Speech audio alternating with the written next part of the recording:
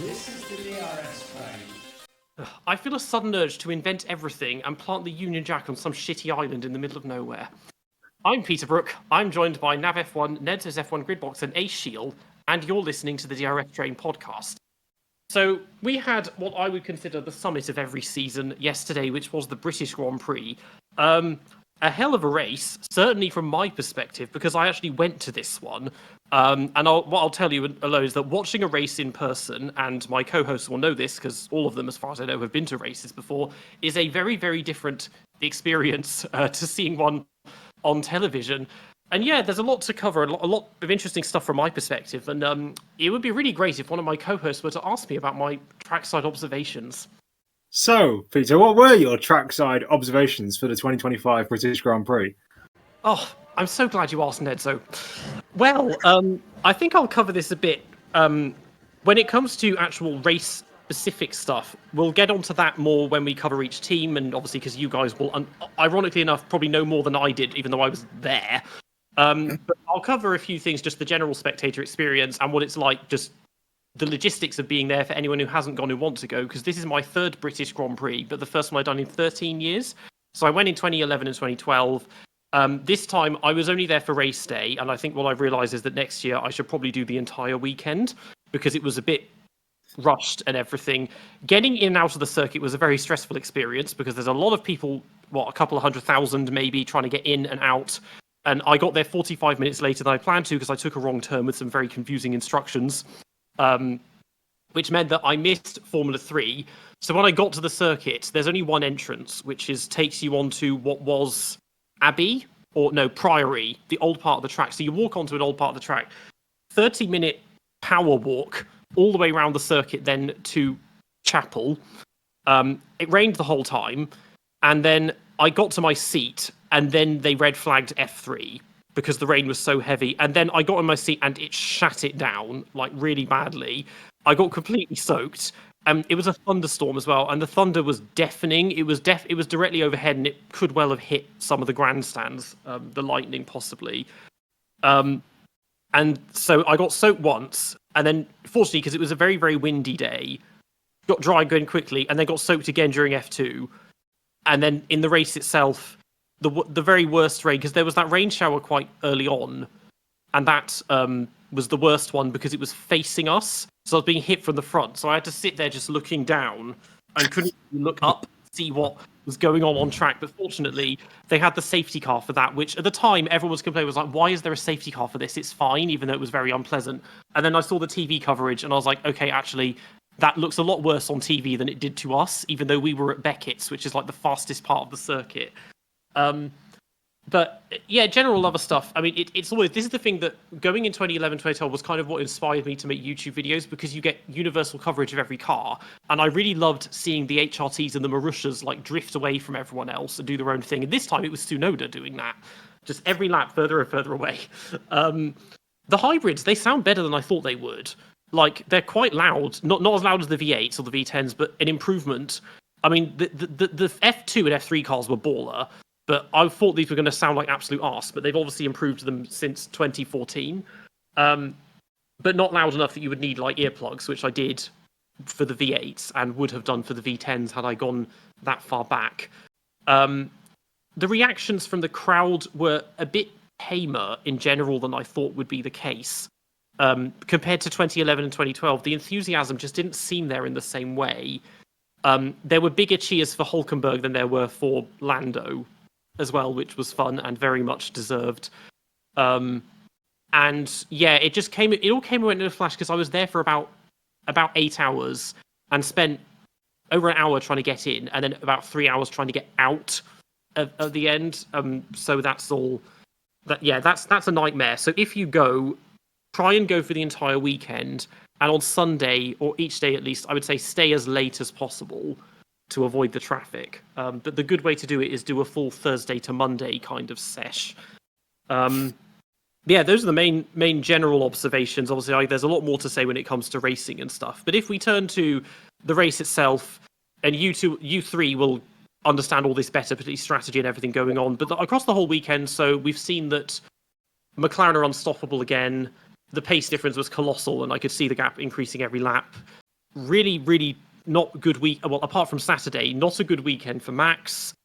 Ferrari race of two halves for them, just quite chaotic. And I think you would agree, Nav, that just a very good race overall.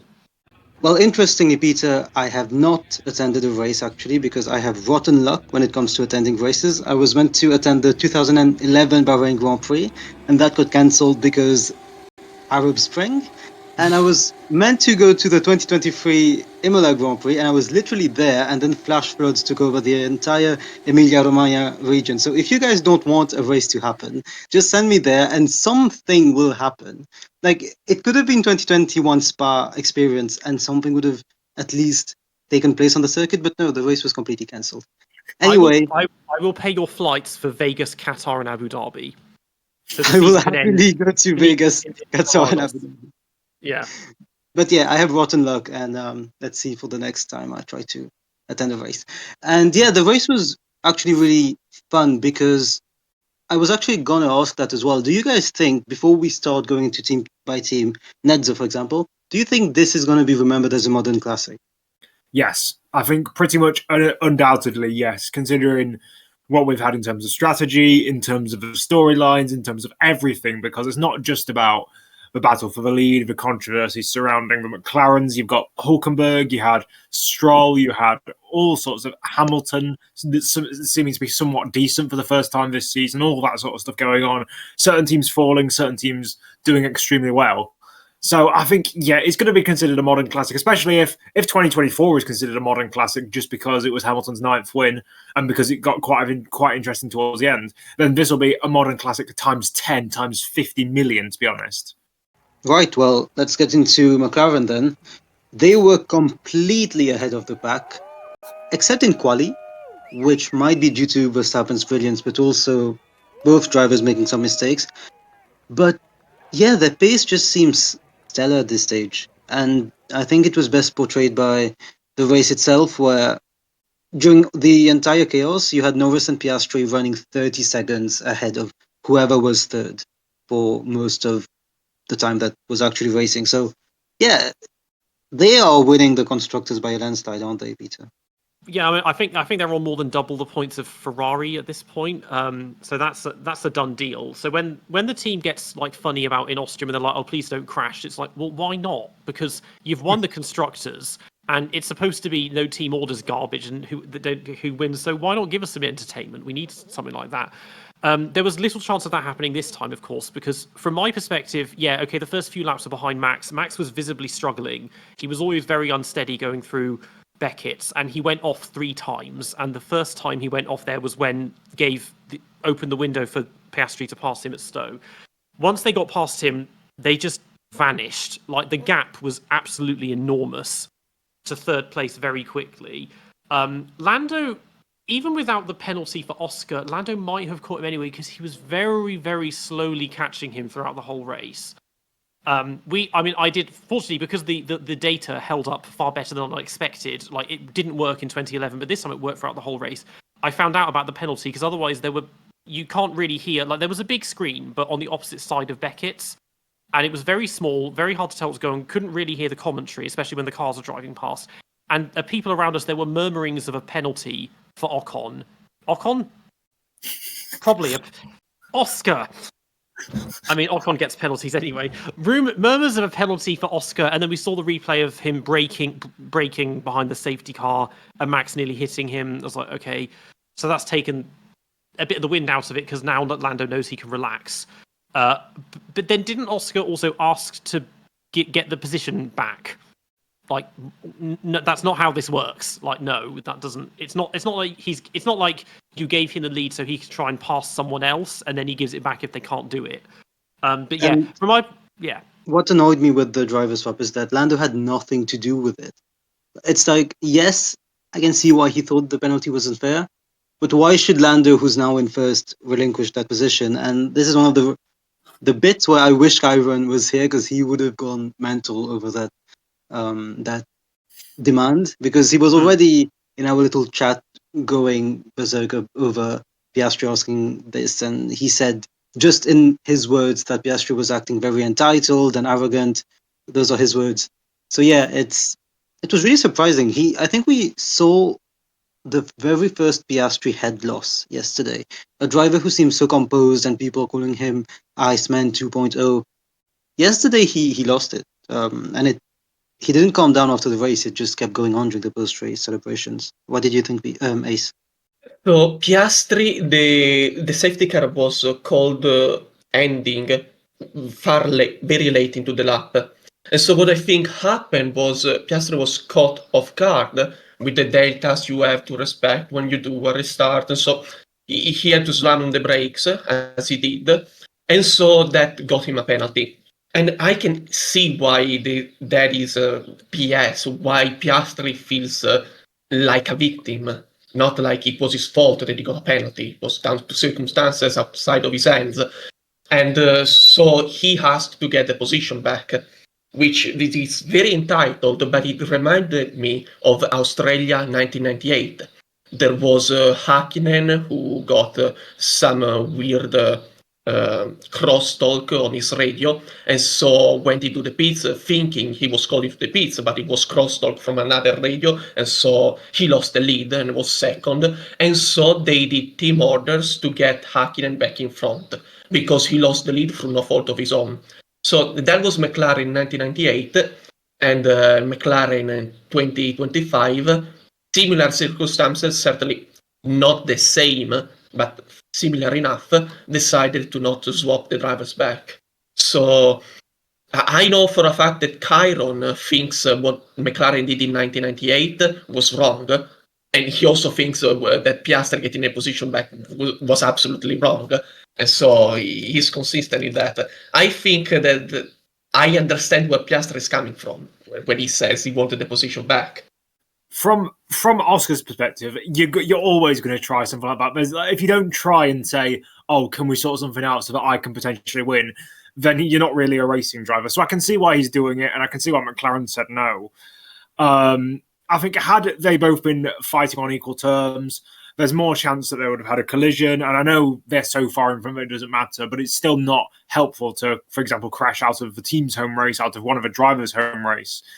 And yeah, it would have been interesting to see how it would have panned out, the controversies after the race, because you just know that, for example, Lando fans would have been like, "Why is this happening?" It's favoritism, and it would have been pandemonium. But as it happened, I think Lando wasn't fantastic, but he didn't need to be honest. I think that he was getting gapped in the early part of the race, but so was everyone else by a considerable margin, and he just did what he needed to do. He didn't spin off. He didn't do a Felipe Massa 2008, unlike another maybe Ferrari driver did this race. But yeah, I'd say Lando did enough to get that first place. And although to say he deserved it, I think yes, he did deserve it on balance of how the other drivers happened. But it's not like it was a generational drive from him.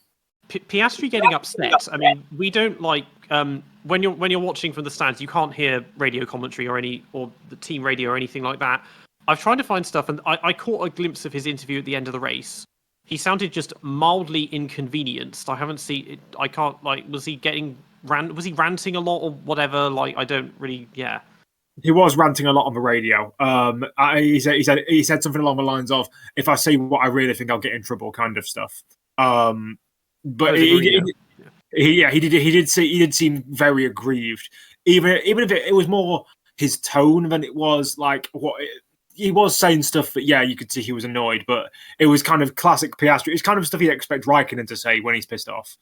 I mean, haven't we had this fairly recently, someone else getting penalised for effectively brake testing behind a safety car? Who was it? There was someone who did this and got in trouble for it. I feel like it was very recently. We had Russell, it wasn't penalised. Unless I'm just thinking of the manufactured outrage over Max in Abu Dhabi 21 or whatever.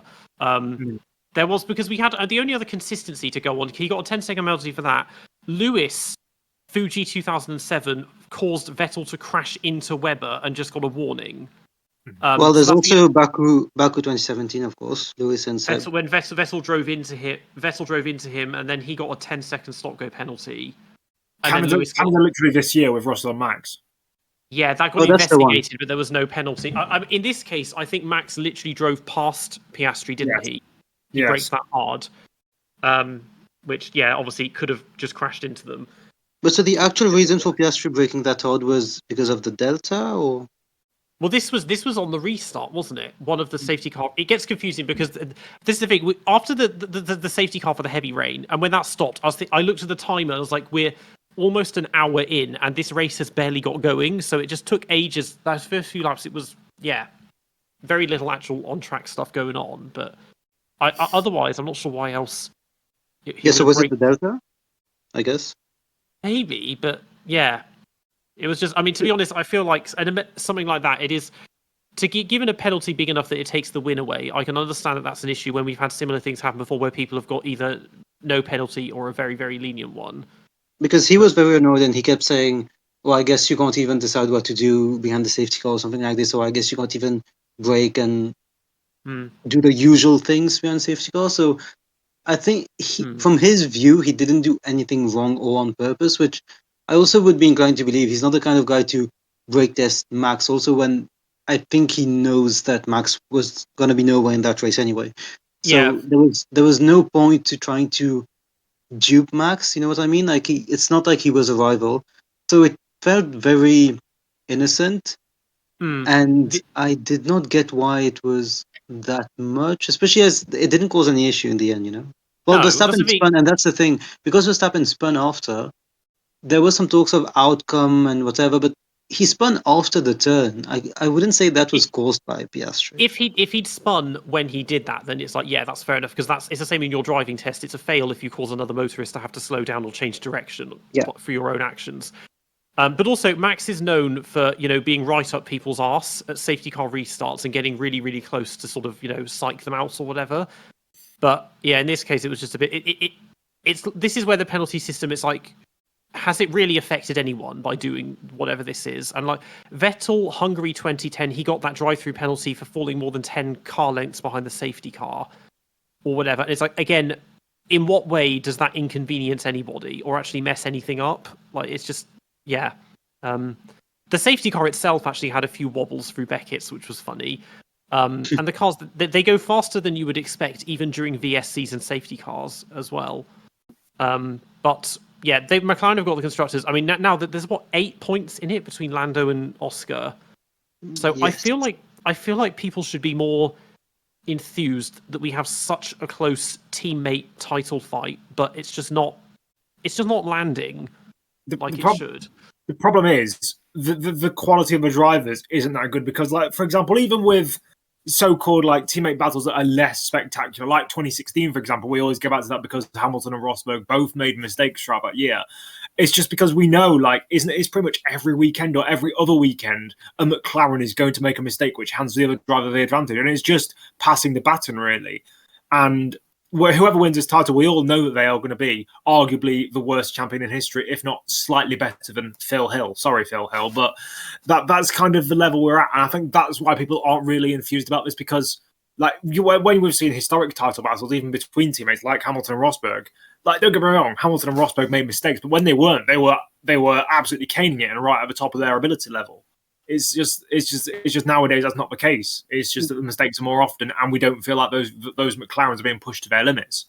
There's also just the attitudes of the drivers. It's not as, I don't know if I'm gonna enrage some listeners here, but it's just not the same charisma that some, like, Nico Lewis had, Alonso versus Kimi versus Lewis, and there's not that same charisma from the drivers, which usually makes a title race really worth it, because you've got Lando, who, if I look at it through the lens of a Lando fan, he is meant to be relatable. He's quite fun and low spirited, so he is engaging in that way. But he's not.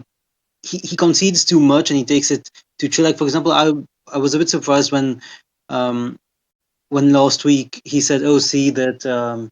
Not last week, but in the last race. Guess the old Lando is still here. I mean, that's not really what you should be saying in a title race. Like, oh, the me from 4 years ago is still here.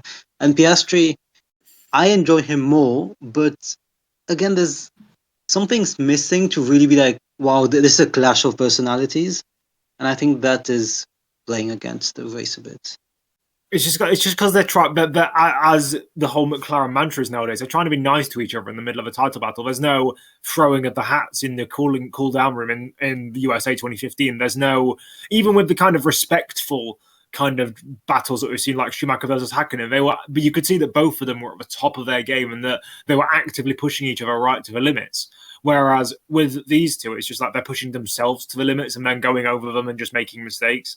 I think that's what it is. It's just no one cares for a title battle that is not really like there's just two drivers stumbling and falling to the top kind of thing, and that's what we have. If it was someone like Max versus George, there's a bit of a rivalry there. If it was even someone like Lewis Hamilton, there's a storyline there. But with these two, it's just kind of what are we looking at? Just nothing really.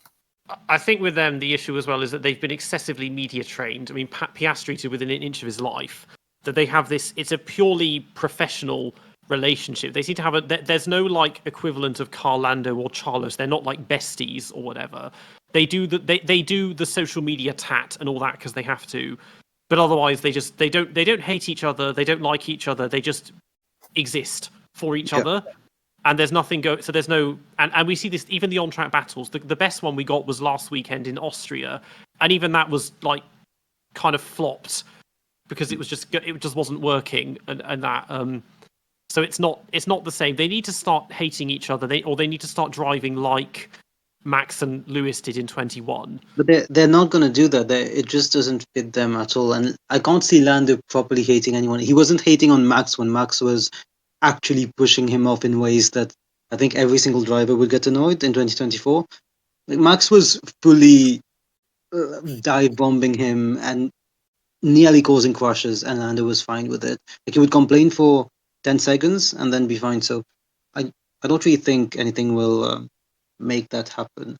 And another thing that proves this is actually the next topic, which is Hülkenberg's podium and Sauber's performance. Well, this is it's a feel-good story for everyone.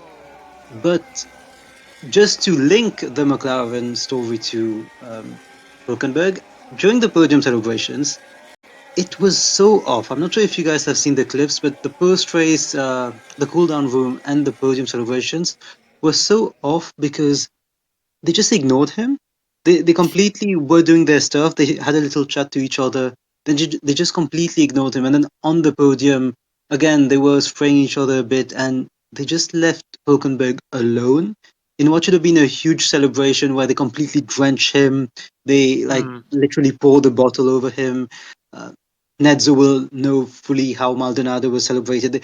When a driver who's not used to getting podiums or is getting their first podium in ages finally does it, it just is there's this unwritten rule in Formula One where the other drivers will completely make it about him. And if Max Verstappen was on that podium and he gets along very well with Nico, he would have completely made it about Nico. And that was just really off.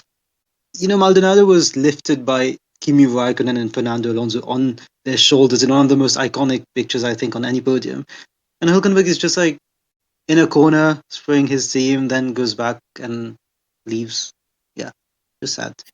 It was funny, like when he was in the podium, the podcast bit, and he was like, "Do I need to take my helmet with me or something?" He just didn't seem to know kind of what to do. But yeah, it was a bit awkward. It was like, you know, Checo when he's just stood next to that guy at Vegas that's introducing all the drivers or something and doesn't know where to go or whatever. Checo Perez. Yeah, but yeah. So Sauber from a trackside was interesting. Well, the whole that made the race for me, and I think it did for everyone, because almost overnight I've gone from giving no shits about Sauber to every possible shit, and I'm really pumped for them becoming Audi next year. But at first, and again, the thing is, when you're watching from trackside, pit stops and strategy, forget about it. You don't have a fucking clue what's going on. So we had everyone pitting early on, and he got up to the front, and I was like, oh, okay, he's up there. He'll get some points. And then Max spun, and he was chasing Stroll, and I was like, wait a minute, it might happen. And then Lewis was getting closer and closer every lap, and I was like, no, it's not going to happen. Lewis is getting a podium. And then Lewis started drifting off, and then he pits, and he had, I think he went off twice in front of us. And I was like, holy shit, this is going to happen. But yeah, on that strategy point, please explain to me how he got from 19th to 5th in the first few laps, because I have no fucking clue. So quickly, just before Ace fully explains that, because I'm sure he will be very good at this. Hulkenberg, when he was being chased by Lewis, I just want to say I was so scared that we would have the most cruel ending ever, where this man who has never gotten a podium in 239 race starts was gonna be usurped of a podium by Mr. 9 Silverstone wins, 7 Silverstone poles. He must have over 200 career podiums. I was like, this is gonna be the reason we can't have nice things in sport, and thank God it happened. But can you imagine if Lewis Hamilton got a podium at Silverstone and it would be all about him again? And to be fair, he had a good race and Nico didn't get it. But yeah, thank God Lewis went off.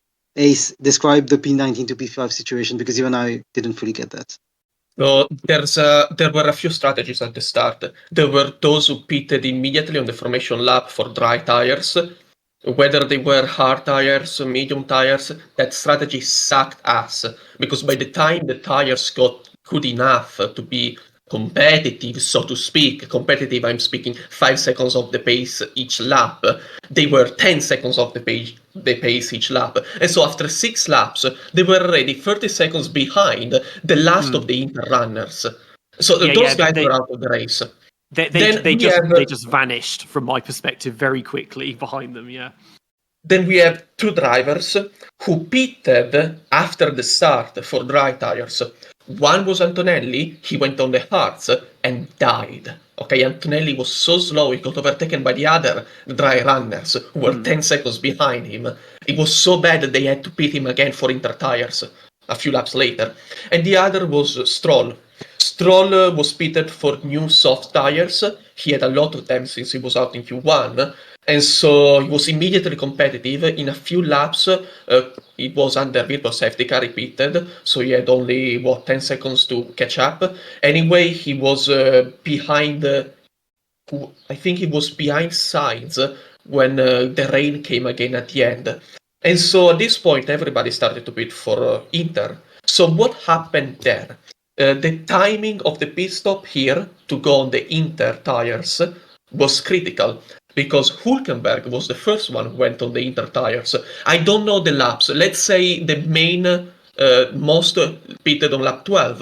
Hulkenberg pitted on lap 10. He made up a lot of time, and so the next one to pit was Stroll. Why? Because it was on the dry tires and it was getting wetter.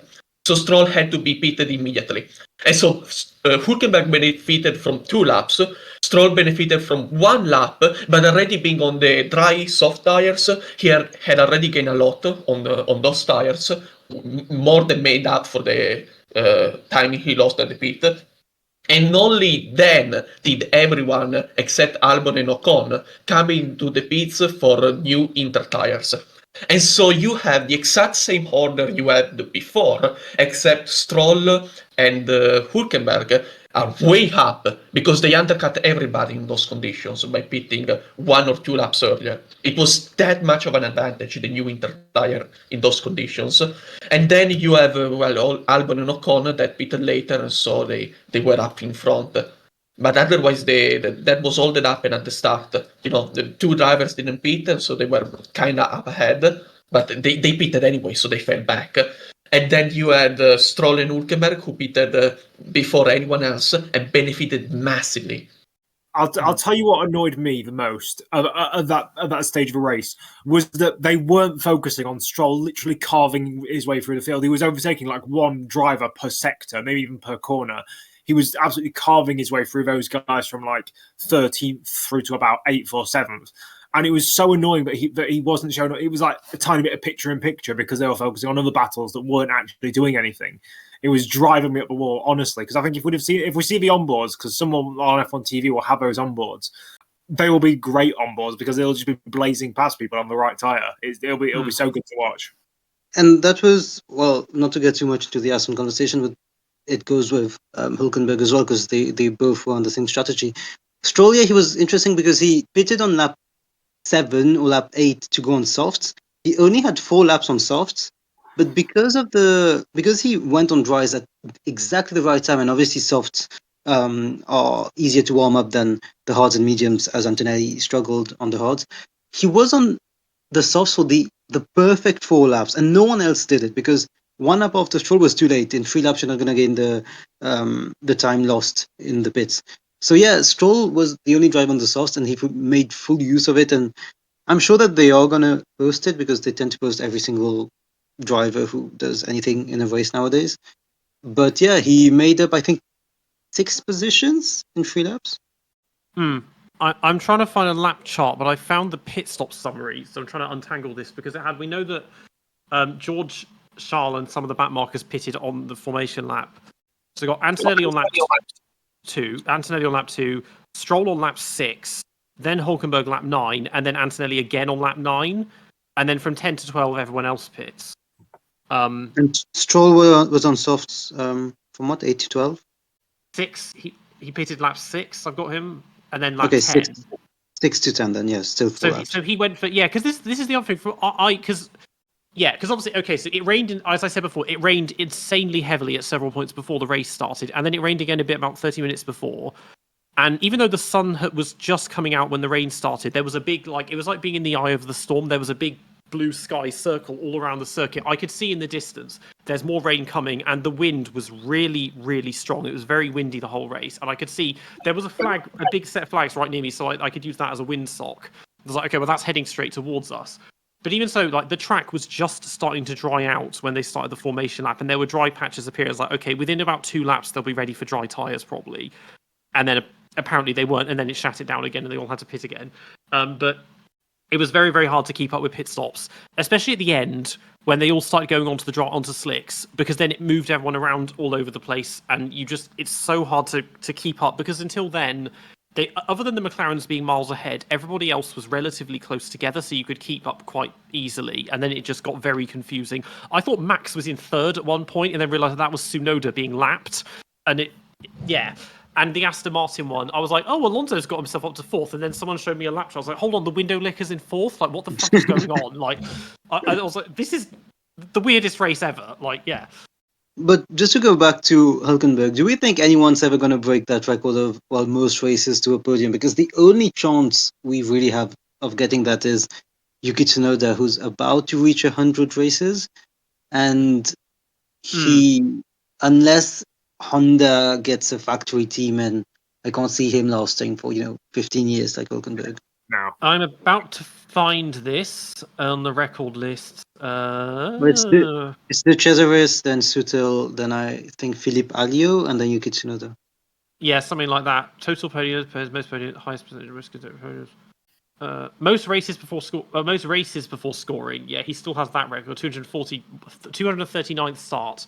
The next highest was Carlos on 101, Brazil 2019. So most races without a podium, it's Adrian Sutil actually who has the record. Yep. Yeah, no, De Cesaris has the record. Well, actually, no, he's second now for most races without a win. Behind. Oh, that's for without a win. Yes. Yeah, but Yuki is ranked fourth overall. He's on 99 starts. Sutil is on 128. So by the end of next season, Yuki could break that record. If he is there next season. Yeah, which is a big if. The only other drivers that don't have podiums are the rookies, aren't they? And even then, Antonelli's got one. Yeah, because the next most experienced one, like Lawson and Behrman, are on 15 starts each, so they're nowhere near this. So there's nobody else that can come close to that at the moment. Just Tsunoda in the second fastest car on the grid, probably. Yeah. And one thing that people said a lot on why Norris and Piastri maybe couldn't really understand how incredible it was that Hulkenberg finally got his podium was that they had it kind of handed to them on a plate. Norris got his first podium in the first race of his second season, and Piastri was already getting podiums at the end of 23, right? In sprints at least. Yeah.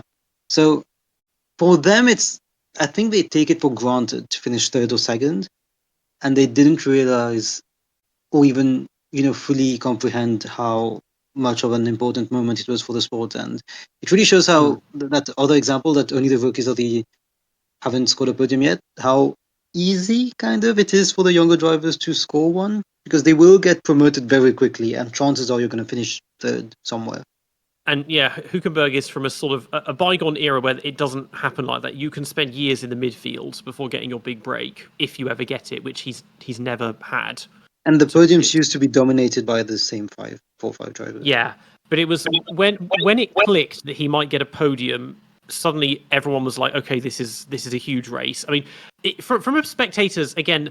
So at the start of the race, when Max was leading, there was in 2 rows in front of me, there was one Verstappen fan who would clap every time he went through. Everyone erupted when he ran off the track and nearly hit the wall right in front of us. But people were cheering Lewis a lot. Nobody was cheering for George, but then he was dog shit for most of the race. No one gave a toss about Behrman either. Norris, again, relatively cold, but then we weren't in the Lando stand.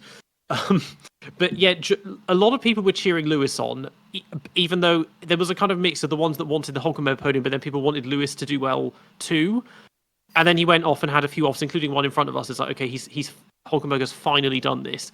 And he got, at the end, he got big. I filmed this, maybe I'll make a short of it. He got bigger cheers than Lando did from the crowd, which I think deservedly so. Because again, we have to remember, he qualified in Q1, but clearly the pace was there. Because he managed to hold off, he passed Stroll, he kept away from Gasly, Lewis got close to him, couldn't pass him, even when DRS was enabled. So the car was working in those conditions. In the last 6-7 laps, when it was just dry conditions for everyone, that Sauber was as quick as anyone else. They were as quick as all the drivers around them. It's just that Lewis had drifted back by running off a few times that meant it was hard to measure. But there were points where he was. I could see, because the thing is, we could see the DRS detection zone, but not the hanger straight. So we could see them setting the moves up, and I was like, he is just outside DRS range each time. So just couldn't quite get in it. They kind of messed it up by pitting Lewis 1 lap before Hülkenberg, because it was still too wet, especially at turn 3 at that point. And to summarize it, when Lewis came in, he was a few tenths. He was, I think, 9 tenths behind Hülkenberg. After Hülkenberg pitted, there was an 11-second gap. So that's how much it mattered. But yeah, and I think while we're talking about Sauber, we should probably mention Bortoletto in passing. Well, he didn't do much. Did he get hit, or did he just crash on his own? Because that was the second lap, wasn't it, or something? There was just endless groans in the first 10 laps because we kept seeing yellow sector 1 virtual, and it's like, oh, another rookie's crashed. It's like, can we just get this race going, please? But wasn't he hit by? I thought he was hit by Antonelli or something. No, that was Hadjar. Hadjar hit Antonelli. Hadjar hit Antonelli, and then Hadjar crashed out himself as well, didn't he? Yeah. Yeah. I think just went in the process of hitting Antonelli. God, it's so bad. Like, it's amazing being there, but because you see things that the TV doesn't see, but then you also don't see most of the stuff that the TV does see, which just means you're just so out of it trying to work out who's doing what. Even having an internet connection didn't really help because there's too much happening at once. But yeah, so 2 big races for Sauber that they got Bortoletto's first points last week, and then Hülkenberg's first podium. They're really stepping up, and maybe Jonathan Wheatley just knows what he's doing, and I'm very excited to see what becomes of them when they become Audi. It became a running joke last year, didn't it? It was just flops of a race, and we just said Sauber, and now we're at a point where we're actually talking about them on a regular basis. It's quite funny. I was perilously close to buying a Sauber jacket yesterday, but the problem is it will become dated almost instantly because they become Audi next year. But isn't that good? I feel like that is a good thing, that it will become an iconic one-off. Maybe I do need to think more forward, that in 20 years' time it will be vintage, just like my HRT raincoat that I wore at the race. I'm not sure the Stay Kick F1 Sauber neon green will be as vintage as you think compared to HRT. No, probably not. But also, I think I would have been astonished. I didn't see any. Not that I would expect to. I would have been amazed if I saw anyone else wearing HRT gear at the track. That's another observation about the spectators. A lot of papaya and a lot of red. Quite a noticeable drop in the amount of Mercedes kit people were wearing. But there was more. To be honest, every team had people wearing their merch, so it was a relatively good mix. That being said, I saw hardly anyone wearing VCarb merch. There was one guy wearing a full Alpine kit, and he was like Doohan's twin. I was like, you look like that. That is Doohan. He looked exactly the same as him. You're telling me that people had Haas and VCarb? You said no, but people had Haas merch. I saw a couple of Haas merch, not very much, but there were a few Haas shirts. But yeah, it was almost entirely a sea of just orange and papaya, even, and fluorescent green, and quite a lot of Ferrari. Very little Red Bull. More Sauber than you would expect. Aston Martin, a reasonable amount of Aston Martin. Williams, not that much, interestingly enough. I saw one guy wearing a Jaguar cap, which I thought was cool, and there was someone in like an old Benson and Hedges Jordan raincoat, again, which was cool. Yeah. But there's British Grand Prix. I mean, it's always, British bias on one side, but there's usually a fairly good mix of merch rather than Monza where it's just red. Well, let's move to the driver who has caused the British Grand Prix to probably be this big recently. Lewis Hamilton did not get a podium for the first time in I don't know how many years, but the commentators... 2013 when he finished fourth. Yeah, and even then he was meant to win if his tyre didn't blow up. Yeah. The commentators, again, I'm not saying this because I'm not particularly fond of Lewis, the commentators kept mentioning that record of Lewis at Silverstone, and we know it, and he is a great, and no one is ever going to dispute that. But I've heard Alex Jakes mention it, I think, 20 times during the race, that Lewis has a great record at Silverstone, Lewis has a great record at Silverstone, Hülkenberg will have to hold up the driver with the best record at Silverstone. It's like, yes, we all know this. And yeah, to be fair, getting fourth in that car was not easy, and that's props to him. Yeah, after qualifying, because he made that mistake in the last two corners that cost him pole, and I thought, okay, well, there were four or five cars that legitimately could have got pole, and I was like, the pace is there, he could win this, but then as soon as the race started, we got a few laps in, and I could see him falling behind, and I was like, okay, he's not going to do it.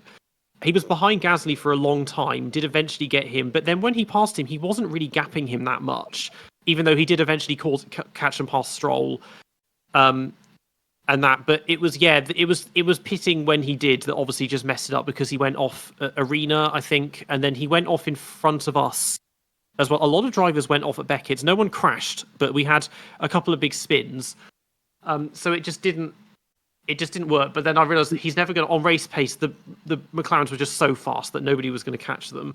The main thing Lewis did was getting past Gasly, who became a very effective mobile chicane. He was blocking everyone in the midfield, not illegally, just very efficiently. And I was going to ask Ace, was there any hype in Italy after Ferrari's Friday practices? Because online people were going crazy. Just as much as there was after Austria. It was evident that there was an improvement from the rest of the year, even in Austria. And then it was almost confirmed for the race. When after Saturday, Ferrari didn't get pole and they weren't even close. And they realized both drivers made mistakes on their laps. And so, yeah, there was a sense of missed opportunity. And then they expected the race, and it was... I didn't follow much of the commentary in Italian. I watched some part of the race, but, one driver was nowhere and the other was struggling. So I think the real disappointment was after Saturday, when there was the first feeling that the car could have done something great, and then they did 5th and 6th. They did 5th and 6th already many times this year when the car was worse. So it was a missed opportunity. That was the feeling. Yeah, there were a lot of memes online on how Ferrari on a bad weekend, 5th and 6th, Ferrari on one of their best weekends, 5th and 6th. Yeah, I mean, it was a good race for Lewis, but we can't exactly say that about his teammate. Like, what the fuck was that from Leclerc in this one? Because he did, okay, he was one of the ones who pitted at the start. And I thought, okay, well, maybe that's an inspired move, because from my perspective, the track looked like it was going to dry much faster than it did.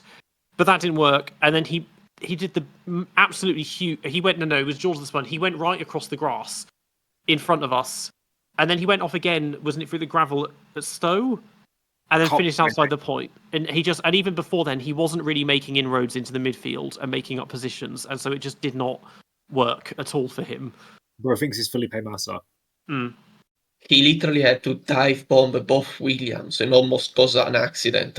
And then he still caused an accident with the Williams with Sainz. So, but honestly, what did we expect any different from Leclerc in such conditions? I mean, tell me one time he did an excellent race in conditions similar to what we saw yesterday. This is what you expect from Leclerc, honestly. Yeah, I mean, Ciaron has repeatedly said that Leclerc in those conditions is absolutely terrible, and I think yesterday showed that again. Because, yeah, you can't be a top driver as he's meant to be and then have such a huge shortcoming consistently.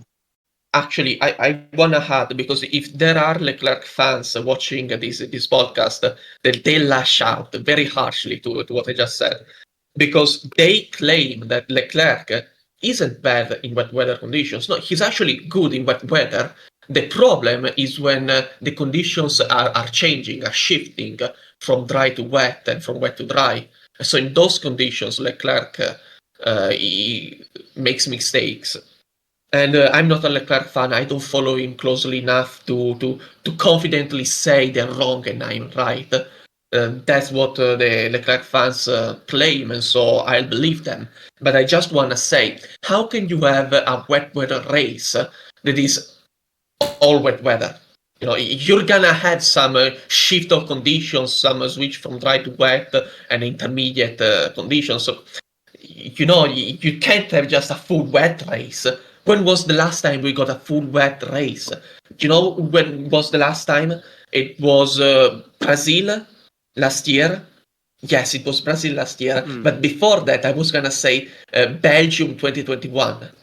So you don't come across these conditions of full wet weather very And often. They're before very that, rare. it was Germany 2019 as well, and he crashed out of that one.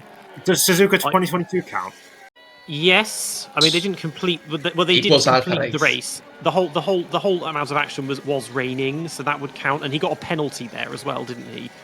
Yeah. The corner because- cutting. But even then, in Suzuka 2022, he still finished on the podium, even if he got the penalty because on the last turn of the last Yeah, lap. but he was in the second. He still finished on the podium. He was in the second fastest car, and his teammate crashed out at the start. So yeah. But Compared to this weekend, is much better. So Yeah, I can see where their fans are coming from. Yeah, I mean that's the thing. He's never had. The thing is, he's never been good in the wet, but also he's had relatively few wet races in his career. Because like 2018, Germany, it got a bit wet, and he did a nice 720-degree spin in that one, but that was only a little bit wet or wet enough for Vettel to throw the championship away. But other than that, there's only been maybe half a dozen wet races that he's been in, but none of them have been masterclasses. But now I feel like everyone is growing. I don't know what the term like. Leclerc fatigue or Ferrari fatigue. He's been there for 6 years and has produced nothing from it of note. And it's just like he's a driver who is, other than in wet conditions, is obviously supremely talented. But this season, for example, other than until yesterday, consistently beating Lewis, he hasn't put in any really standout performances on Saturday or Sunday, and he's been complaining and miserable the whole time. And maybe he's had some good qualities. It's not as Yeah. weak as. But he hasn't had the kind of we saw races in 2019 and like 2021 especially that were just unbelievable, and we haven't had that.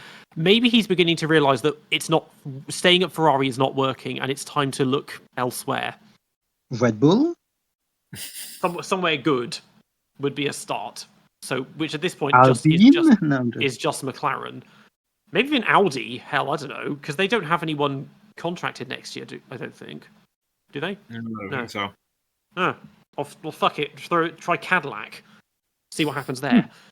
To be honest about this Leclerc fatigue, here in Italy, I see some people that actually feel like this is the first good season Leclerc has ever done. Where they put everything together. But to be fair, I didn't hear what their opinion after this race yet. So maybe they went back to thinking what they thought before, that Leclerc was a good driver, but not to the level of the elite ones. There is this feeling that some people here in Italy are dissatisfied with Leclerc, that they continue to hear how good Leclerc is, and that they don't believe he is as good as that. He's an excellent driver, but not an elite driver. He misses the step. And those people I heard from, they thought this year was the first time they finally saw Leclerc putting everything together that he has. And so maybe they changed their idea after this race. Because yeah, as I said, it's not been bad. It's just been uninteresting because he's been beating Lewis, and obviously it's Lewis. But then Lewis is completely new to this team, and Leclerc has been there for years now, so that's hardly surprising. But he's been very pessimistic all season. I think because the car, it's only marginally worse than it was last year. To be honest, it's just that it hasn't got the improvement that he needs. And I think he himself is obviously getting frustrated that until recently Max had it very easy. The McLarens again have it very easy because like 1996. They're dominating like Williams, but everyone knew that Michael was the best driver in the same way that everyone knows that Verstappen is the best driver this year. Not his yesterday notwithstanding. But yeah, another fun record that Leclerc has. He's ranked 5th overall for most podiums without a championship, and he's on 47. And the record holder is Barrichello on 68. So he's not too far off getting that one. It's just it's sad. That's like 3 seasons. He could really get that. That's just 3 seasons. That's well beyond a Lacey because Lacey's not even in the top 10. And he's just him, but slightly better at this point. It's sad because the way he's been hyped up for years, and he's like huge media presence and his following, and it's going to all be for naught, and you just feel like everything's just going to end in disaster, and nothing ever seems to really go his way. I mean, I think that's a bit dramatic. I think there's still a lot of chance because he's 26. So yeah, but he's been doing this for 7 years, and he's been watching Max just hoover up championships, and just to a lesser degree Lewis, and now Lando and that are doing, and it's just endless battles. But it could be a Jensen or Nico situation where after 7 finally 8, does 9 it. years, Yeah, maybe he gets it 2030 or whatever, or maybe he does. I mean, for all we know, 2026. Who knows what's gonna happen? I would be very surprised if Leclerc never becomes a champion. That's just personally. I would be very surprised. I mean, he has to eventually. Maybe next year they'll have the car. Ferrari will have the car, and that would affect Lewis's career as well. Because I mean, as much as everyone knows my opinions on Lewis, I wanted to go this year as well because I kind of had to see Lewis in red in the flesh as well, because that's just but then also next year, I'm going to go next year, but also that could well be Lewis's last ever British Grand Prix, which would be a very significant moment as well. But we'd have to see if Ferrari can step their game up at the moment. Yeah. Well, that being said, let's move on to the next theme, which was not too dissimilar to what we're used to seeing on Red Bull, which is that there's one driver just making miracles, and then the other driver, as Peter said, just kept falling back in real life, and he seemed like he was in a different formula. So Peter, what was it like to see Yuki just fall back like this? People were just kind of laughing, like not like tormenting, but they were just kind of pitying him because I mean there were people behind me like, because once we realised he was really losing touch with the rest of the grid. I'm assuming he had damage because he had a collision with someone, didn't he? Didn't he hit someone? At the start, yes. With Behrman, okay, right. And so for that reason, I'm assuming because otherwise, before that point, he was running in 10th, I think, in the early stages. I was like, okay, this could be worse. And then he fell behind, and he just kept drifting further and further and further behind until he was just by himself. And then he confused me massively because he got lapped near the end, and I thought Max had leaped up to 3rd place again in those pit stops. But yeah, okay, so Max, that was absolutely supreme on Saturday, helped by both McLaren and Lewis messing up their final runs. But then I thought he's not going to win the race even if it was dry because they set the car up for straight line speed, which you don't need in the wet. And he was very unsteady a lot of the time going through Beckett. And as I said, there were 3 times he went off in front of us, and then had that spin. That was a very strange spin at the safety car restart as well, that just put him out of it. And it wasn't until the very end that he really made progress, and he got stuck at the Haas and the Williams cars for ages after that. But I think Max, especially after Austria, I think he's just kind of mentally given up, and he knows the championship is done. And the team seem to not care as well because they're about Tsunoda being useless because they know they can't change it, and they've thrown the towel in and realised it's game over for 2025. There is already Formula One insider that is reporting that the atmosphere inside the team is turned very bad, especially after this race. It's one of Max's worst races in a long time. Like, it just wasn't a good one. Yeah. Who's next? Okay. Well, no, that's a good one, because now it's Gasly who had one of the best races of his life, I would say. Yeah, that was good. Again, we saw him. He the whole time had a nice roadblock, a nice DRS train, ka-ching, behind him. He held Lewis off for quite a long time. Again, fair dues to him. Did get him eventually, and then he did catch Stroll on the last lap, which we missed. I didn't even realize he was that close because that happened on the Hangar Straight, and I think I was distracted by paying attention to Hülkenberg. I mean, if you watching couldn't him see the finish. times, you wouldn't be able to know. Just the two Astons were getting eaten up like 1 or 2 seconds per lap by the two cars behind over the last 3 laps. The tires had fallen off. Yeah, and I'll need again. Ace can probably explain when we get to that. When we get to Aston about the strategy wise, because in this, I can see what tires people are on as they go past, but it's hard to work out things like how long they've been on them, or you can't hear the radio, so you don't know if they're struggling or whatever, unless they crash in front of you or something. But otherwise, yeah, that was a very good race of Gasly because he did make Q3. He just scraped Q3. That is insane, by the way. He should not have made Q3 at all. He was meant to go out in Q1. He got in by half a tenth, and then somehow he got into Q3, and that one I have absolutely no idea how he got there. Yeah, and it's especially when you consider what his teammate did. Because, yeah, we saw Colapinto sort of crash in Q1, but it did enough to mean he couldn't really do anything. To be honest, I don't know how. I didn't even notice that he hadn't started the race. I knew he was going to start from the pit lane, but then he didn't even start. So great. I mean, this is flopping nice and hard, isn't it? On the week where Bottas is getting closer to Alpine, which is just weird. Well, they want to use him as a guinea pig or as a testing mule, like a lab rat, I think, and just test the car. They think, well, he has experience and he knows how to get data, so we'll use him like that. Because bringing in rookies is not working, and it's like, well, with Doohan, it could have worked if you hadn't given him a full year contract. So it's like, now fuck you, 5 races, and then we're going to get rid of you.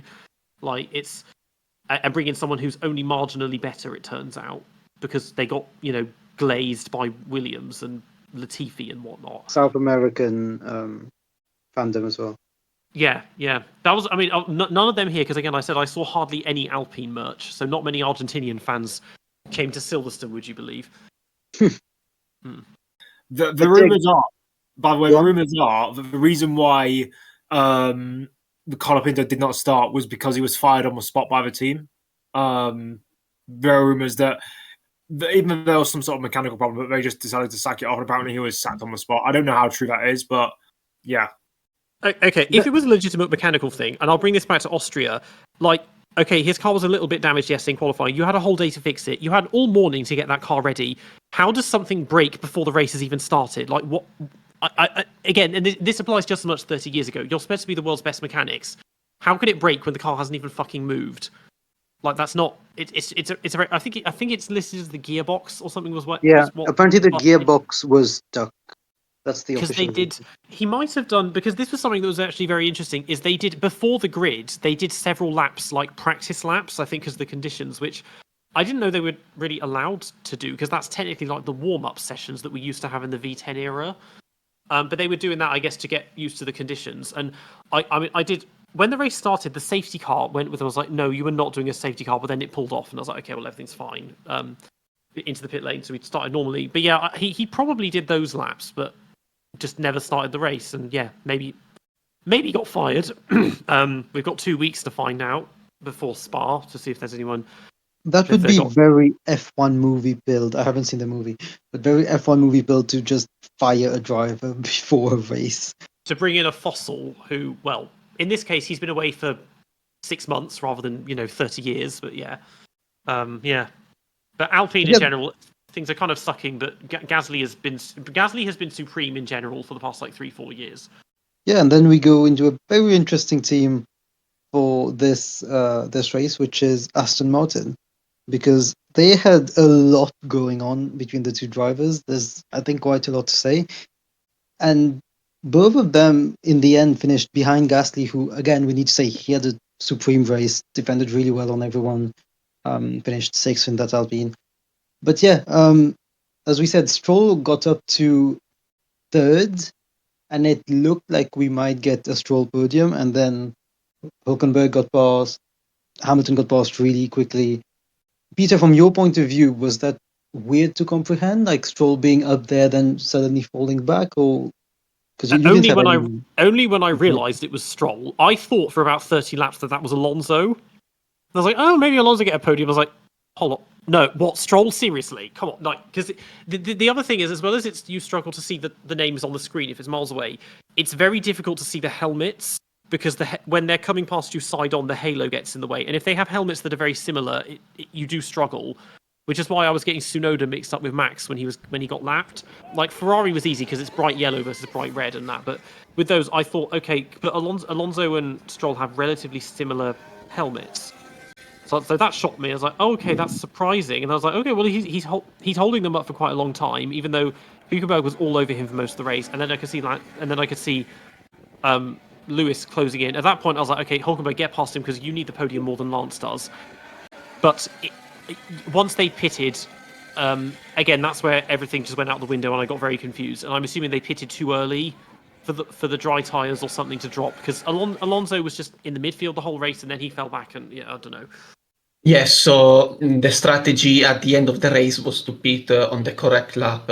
The issue was getting the tire into temperature. The track was drying very slowly.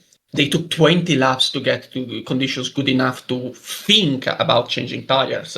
That's how slow the track was drying. And so when the crossover arrived, it required many laps to get the tires into the correct temperature.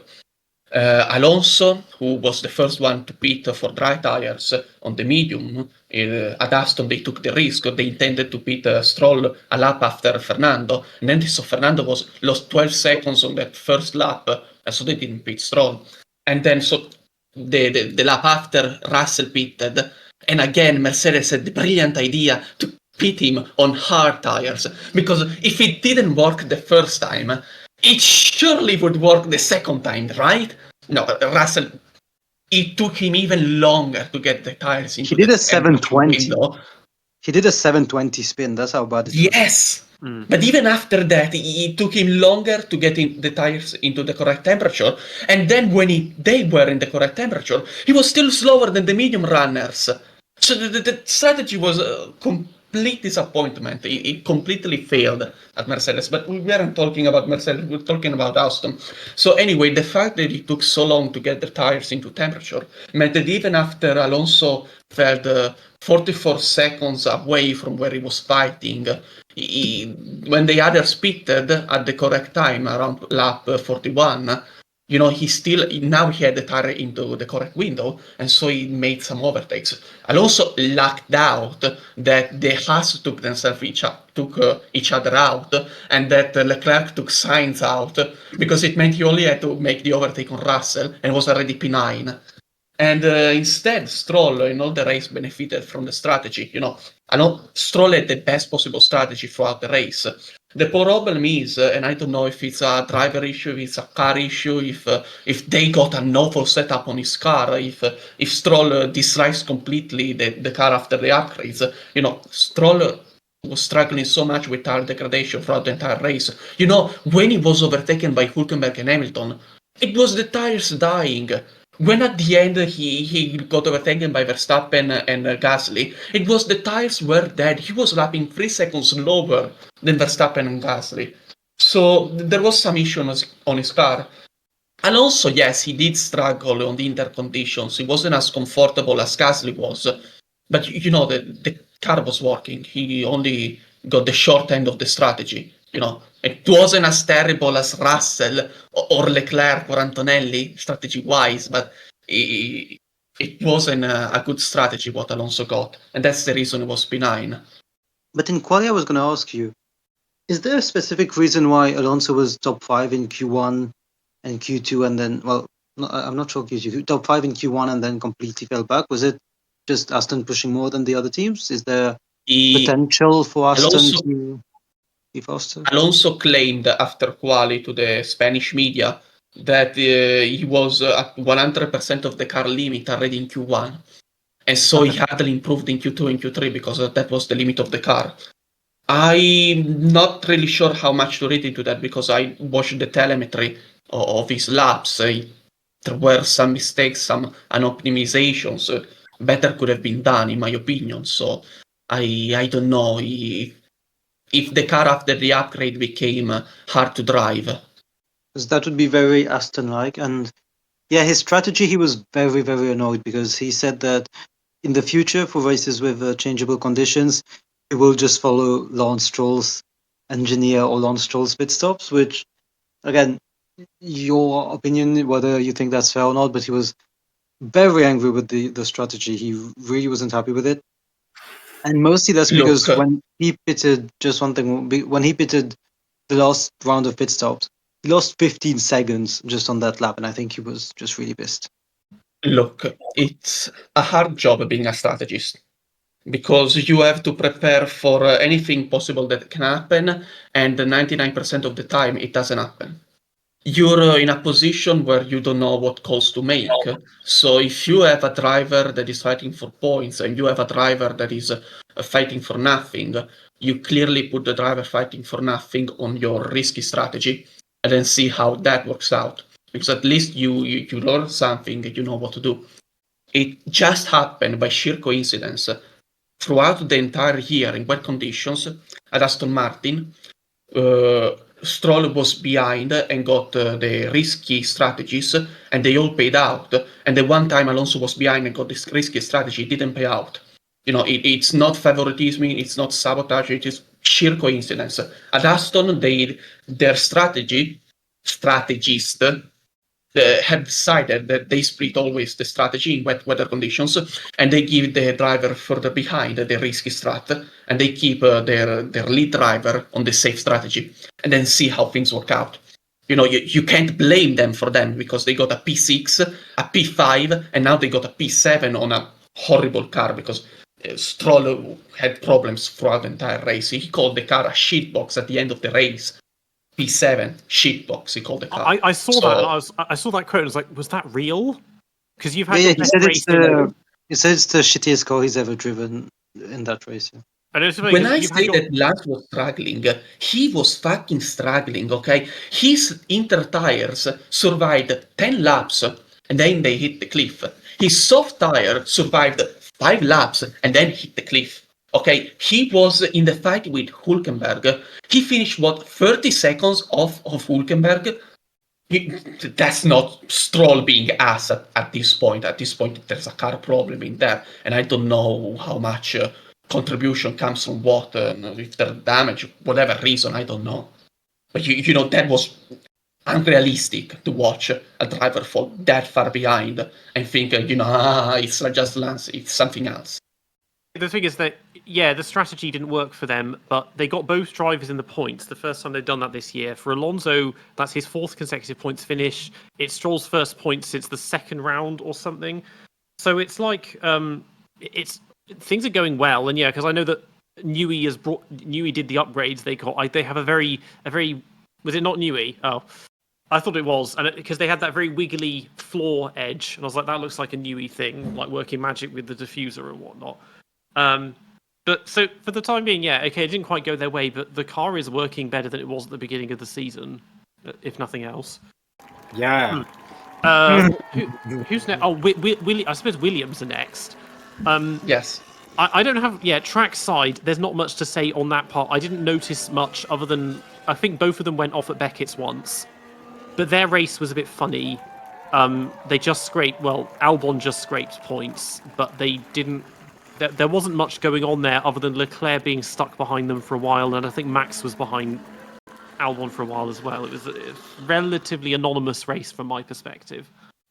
Just to correct you, because you were on the stands, so you already said you couldn't tell the drivers.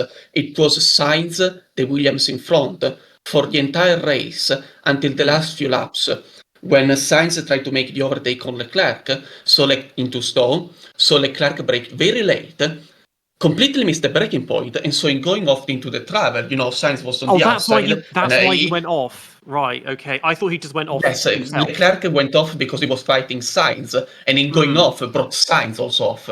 Otherwise, it was Sainz P9 yesterday. What did Did he hit Sainz when they went off? Or? They made contact, yes. Nedzo found a video on Twitter, and there was some contact, not much, but there was. Right, okay. I should have been at Stowe, but then I'm not a Lando stan, so yeah. Otherwise, the only notable thing about Williams is that the Albon was kept out at the start when everybody pitted again for Inters, and Albon didn't pit. No, he was kept out. Yeah, and then when he was in fourth, wasn't he? Or third or fourth for ages. Yes, he was in fourth, and then he was kept out 1 lap longer. He was kept out 1 lap longer than anyone else. He was running P4, had to pit before there was the safety car, and so he fell all the way behind the field. You know how Hülkenberg and Stroll benefited? Albon lost out completely. Ocon was the one who didn't pit when the safety car came, and so he had to pit under safety car, and so was even behind Albon. I need to watch a replay of the race to connect the dots, because it's not computing in my head like what I saw yesterday and what actually happened. I never actually watched the race that I went to, so yeah, it got so confusing when the pit stops happened at the beginning and then again at the end. Okay, it's the first points finished for Williams in like 5 races now. Something like that. They've had a few howlers. No. They Canada. They got a point. But they before that they'd had 4 consecutive double point finishes in a row, and they kind of fell off a bit. And now Sauber has closed up. Well, Sauber's leapfrogged from 9th to 6th. They've done what Alpine did after Sao Paulo last year. So Williams are just doing. They continue to be just Microsoft Excel coded depression, and I don't think that'll change anytime soon. And then we get into another depressive team because I don't know how Nedzo is coping with what we saw from Haas this weekend. Yeah, I mean, it didn't start off well. It continued to not go well, and then it just didn't end well either. I mean, I think that it's tough talking about the red flag incident in I think it was FP3 with Bear, and I think it was on the Saturday.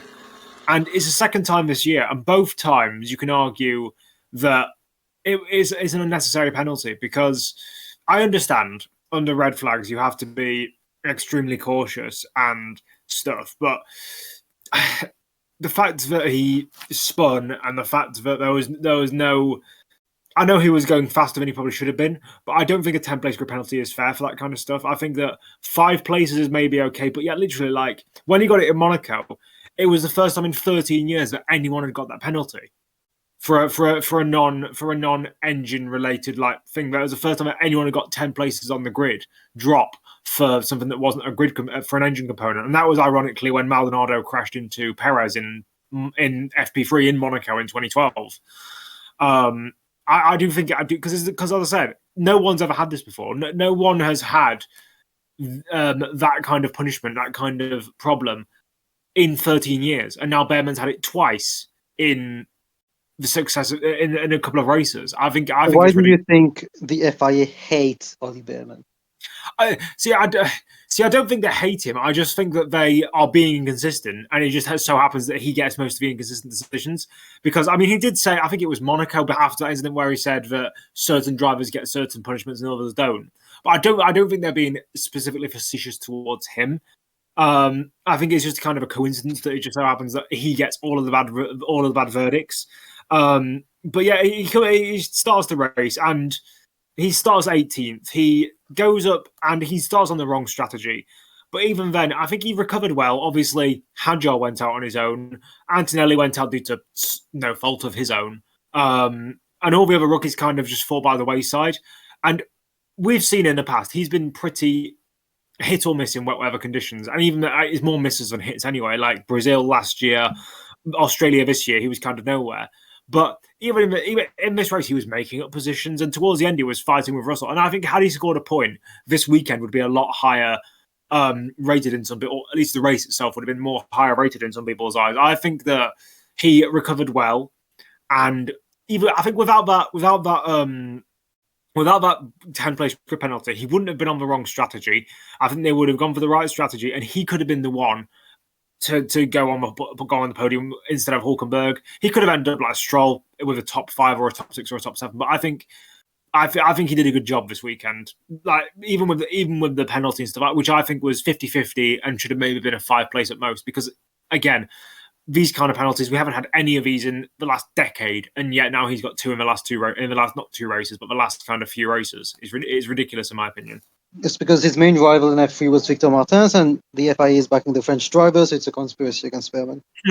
Also, Behrman is the white Lewis, because he was in Monaco. Like, well, they're punishing some drivers and not others. Maybe it's because I'm whatever. Okay, that went over everyone's head. Was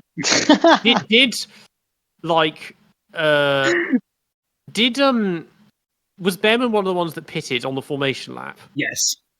Right, yeah, because he was behind, and in terms of trackside observations, very little to say on Haas, because other than they were close together just outside the points, the cars look very good in person. There is that. And they had their little collision, which we didn't see because it was on the opposite side of the circuit. Yeah, which was on console, by the way. Were they in the points at that point, or did that how much? Just they didn't. I think they were 11th and 12th. I think. Yeah, well, they finished 11th and 13th, didn't they? So they were just. It wasn't gonna happen either way. No, Behrman would have finished ahead of Russell. Yeah. Oh yeah. Got 8 points. But yeah, the crash in qualifying, like so that had the red flag been thrown, or in practice even, because he crashed in the pit lane entrance. So yeah, I think the red flag had been flown just after Stowe, and he had one light that he could have seen, and he was going full speed into the pits. Yeah, but it's weird because even when you're going full speed into the pits, you don't normally crash. So I don't know what threw him off. I think he had. Did he have a car in front of him? I can't remember. I don't know, but I feel like the reasoning for the penalty was funny because it was like we considered to have driven recklessly or excessively fast, rather than you've broken a time delta. It was like, oh, we just think you're being stupid, so we're going to give you a slap on the wrist kind of deal. Yeah, but it wasn't a slap on the wrist; it was 10 places. Yeah, it's a really odd one. He's on like 8 penalty points as well now. Yeah, he didn't get 4 penalty points for that. Yeah, which is ridiculous. He's on how many? What did you say? He's on how many points? 8. My God. And I mean, he didn't Max got 4 in Spain, didn't he, for hitting George? Yeah, I think so. Or something like that. There's like for this again, it's like he was driving into the pit lane. No one was anywhere near him. What advantage has he gained from crashing in the pit lane? In what way has he inconvenienced anyone when the session was already stopped? Well, it's not just inconvenience. It's how can it be dangerous? But still, 4 penalty points is stupid. It's also not dangerous to crash in the pit lane entrance when the session's been stopped. It's just it doesn't do anything to anyone except himself. So the Verstappen got 3 penalty points for his crash with Russell in Spain, and the reason he didn't get 4 is because the stewards deemed that Verstappen made a mistake, and so he didn't intentionally crash. Because if it was an intentional crash, it would have been 4 points, and so he would have gotten disqualified for Austria. I feel like if it's a genuine mistake, you shouldn't get any penalty points, because a penalty point is usually some kind of intentional misdemeanor, rather than just being stupid or whatever. No, but being reckless should give you some points. So yeah, I agree.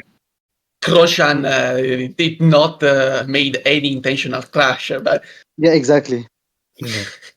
Yeah, well, Peter has just validated Grosjean and Maldonado so badly with this one statement. Well, I mean, Grosjean's crash, well, he penalised himself by nearly dying, and but also 3 other drivers. ending his Formula 1 career 3 races early or whatever. Alonso literally lost the title because of that, so I think it was worthy of something. I mean, no driver. Okay, we're talking about 2 very different races. I was talking. Yeah. You were talking about the other one. Still, I was talking about Bahrain. Has any driver ever been penalised for causing a crash that killed another driver? Oh my God. Probably not. But also, I guess all the deaths happened at a time when no one got penalised for anything. Yeah. Except Jump Starts awarded you a 1-minute time penalty in the 1970s, which is nuts.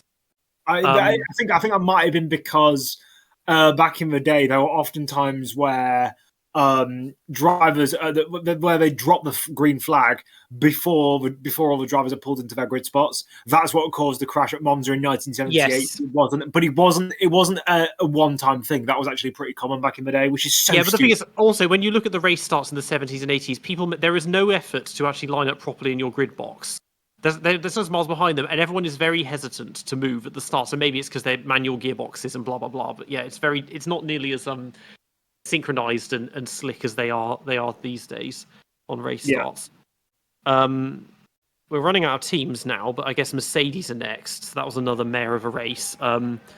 George, so yeah, he did a huge 720-degree spin at Beckett's in front of us, managed to line the car up perfectly to keep going in the straight line as if it never happened. He went off again across the runoff at one point. He, again, pitting at the start, that messed the race up. He fell behind. His quality was exceptional. I think that is the highlight, because getting into fourth, 19 thousandths of a second behind Norris was insane.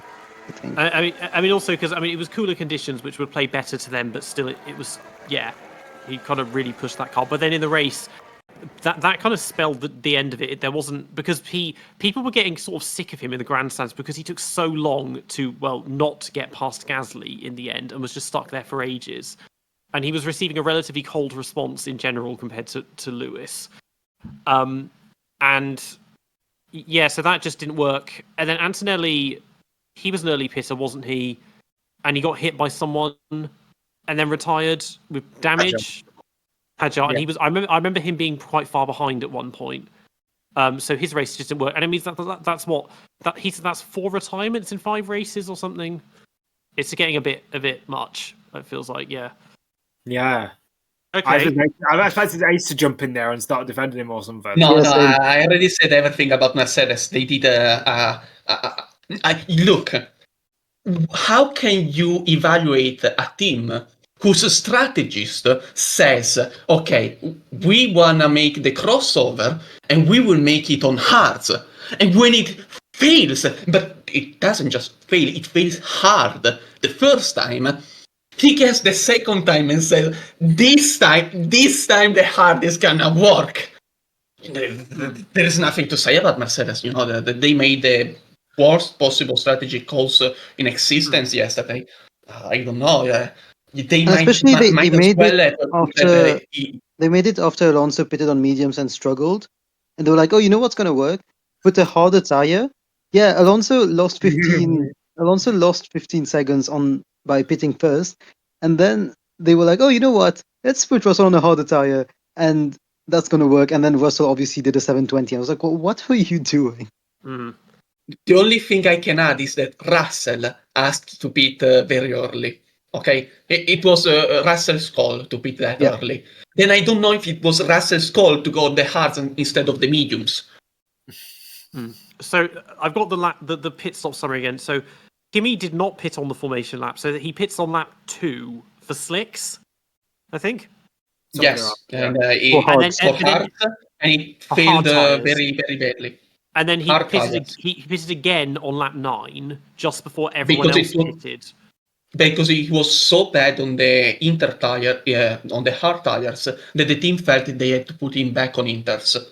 Yeah, and then he pits again lap 20. That must have been under virtual safety car, because that way he got warmer tires. So everyone was on inters, but they were behind the safety car for 7 laps. So by pitting, he had the inter in temperatures. But then he got hit by thing anyway. He got hit by Hajar and it wrecked the diffuser and maybe caused some other damage. So they pitted him again, watched the rear end, sent him out, and then told him retire the car. I don't know how much was the damage, but from the little I watched of his race, he really, really struggled on this in these conditions. So I don't know what's up with that. Even getting rear-ended by Hajar is because Hajar didn't expect Antonelli to brake so early first for cops. And I cannot tell you if Antonelli braked that early because he was worried about the visibility. And so he wanted to keep some space and to react in case something happens, or if he just was so that much not confident on the car. So I cannot tell you. Yeah, so just generally disastrous race all round for Mercedes. There's only one team left now, which is Racing Bulls. which was Not even much worse. better on their front. Yeah, complete amateur hour. So Lawson was hit on the first lap, wasn't he? The thing is, from where I was, you could just see arena, but there were barriers in the way which blocks most of the view, so I couldn't see. I didn't notice that crash or anything, but he got punted by Ocon, didn't he? He turned into the Ocon, wall. I believe. Right. And It then was free wide into Aintree. It was never going to work. Right, okay. Yes, because Tsunoda was on the inside, and Ocon saw it. Tsunoda went very late on the inside, and so Ocon had to choose where to go because he couldn't back out anymore. Tried to brake, and Lawson didn't know there was a third car on the inside, so he did the normal line you do with two cars side by side in the corner, and so got bam! And I'd say But it then was a bit unlucky because Lawson had no idea Yuki was dive bombing. yeah. It's hard to see when there's three. You can't see the person on the other side, just like Singapore 2017 or whatever. And then Hadjar, it was near the back, didn't do much, and then he hits Antonelli and then crashes out himself, or was he hit by someone at Cops? What was that? Because that was quite a large shunt, wasn't it? Ace, you're muted. he crashed out as he hit Antonelli. So he hit Antonelli into Cops, and so he couldn't steer anymore, went into the gravel, and then spun Because again, I missed that. Because into the barriers. we could around Cops. It's quite far away, but I think because there's a little bit of a lip. So if you go off into the gravel, you can't see that. So if I'd been at Beckett's in 2021, I would have missed Hamilton and Max's collision. You just couldn't quite see them until they came over that lip, which is annoying. But yeah, a bit of a crap race when they had a couple of good ones, which has mixed the midfield up a lot. So yeah, let's do tops and flops then. Tops. Well, Hulkenberg, obviously. Gasly was great as well. I guess Stroll. I don't know. I was saying, please don't say Stroll. Please don't say Stroll, because that was going to be my exact three. Yeah. Let me see. Does anyone else want to go first before I see if I can think of mine? I'll just go with the exact same three because those were also my picks. I want to ask if any of you were not gonna put Hulkenberg and Gasly in their top three, because I think those two everybody agrees. Yeah. For my third driver in the top three is Norris, simply because Stroll, I already said he struggled with the car. He struggled so much, and I don't want to put top three a driver who struggles so much, even if he did a perfect race. Otherwise, Alonso was top three in Brazil. Or otherwise, Russell was top three in Austria. The car absolutely sucked, but otherwise executed a perfect race. If the driver struggles, I don't feel confident putting him into the top three. And so therefore, my top three is Hulkenberg, Gasly, Norris. Well, I feel a lot better going Hulkenberg, Gasly, Stroll, because two other people have. Flops. God, where to begin? I think you can just leave it there. maybe just VCARB, because there was a lot of stuff going on. It's hard to tell if it's the driver's fault or just the strategist's fault for a lot of the stuff that happened, to be honest. Yeah, that's pretty fair. You could also talk about the disaster plan. That one. Yeah. Yeah, I'd say crushing when both of your drivers need to get points is not great. Yeah. Yeah, if you were going to list specific drivers, I guess you could say Piastri for that self-inflicted, penalty and loss of win. Although it was second instead of 10th. Yeah. I mean, Max did have a fairly rotten race by his standards as well, I suppose. Yeah. Nobody said Tsunoda, nobody said Leclerc, nobody said Leclerc, Mercedes. yeah, Leclerc. Yeah, him. Yeah. Yes, I think we can, yeah. There's also as options Bortoleto, Hadjar. Bortoleto was just nowhere. Hadjar was, okay, maybe, because he might made a mistake. Yeah. Bortoleto crashed. Oh, yeah, of course he did. Shit, yeah. I keep thinking he finished 13th or something, just really anonymous, but I realised, no, he crashed. Colapinto, since he crashed in quali. He didn't start the race, but he did crash in quali. Maybe. Yeah. So yeah, it's weird to say I need to rewatch the race because even though I was there, I still feel like I didn't really watch it, and I had that same perspective in 2011, 2012 because you see there's so much you can't see or don't know what's happening, even though you can see loads of other stuff as well. This is why I want to watch an oval race in the future. Yeah, because you see everything. Yeah. But yeah, overall, amazing race, even by watching from TV standards.